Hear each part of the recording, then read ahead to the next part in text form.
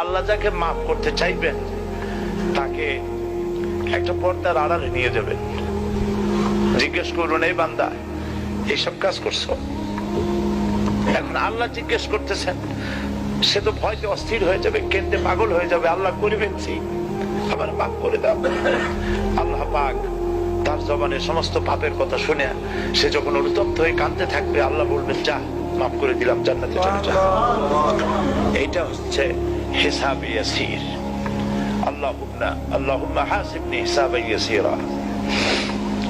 কাবা শরীফ মানুষ যখন তাওয়াফ করে, এই তাওয়াফের ষষ্ঠ তাওয়াফে একটা দোয়া আছে।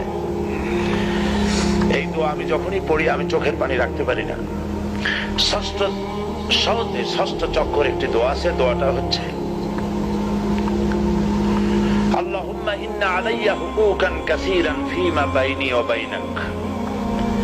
আয় আমার রব, তোমার সাথে আর আমার সাথে অনেক দেনা পাওনা আছে, আর তোমার বান্দাদের সাথেও আমার অনেক দেনা পাওনা আছে। তা আমি তোমার বান্দাদের কাছে যে বিষয়ে ঋণী আছি, সেই ঋণ পরিশোধের জন্য তুমি আমাকে যোগ্যতা দাও, পরিশোধের তৌফিক দাও। আর আমার কাছে তোমার দেনা আছে, তা আমার কাছে তোমার যে দেনা আছে সব দেনা তুমি শোধ করে দিয়েছো। আমার চোখ দিয়েছো, মুখ দিয়েছো, কান দিয়েছো, স্বাস্থ্য দিয়েছো, বউ দিয়েছো, বাচ্চা দিয়েছো, টাকা দিয়েছো। আমার কাছে সৃষ্টি করে তোমার যা দেনা ছিল তুমি সব তো শোধ করে দিয়েছো, কিন্তু তোমার দেনা তো আমি কিছুই শোধ করতে পারিনি।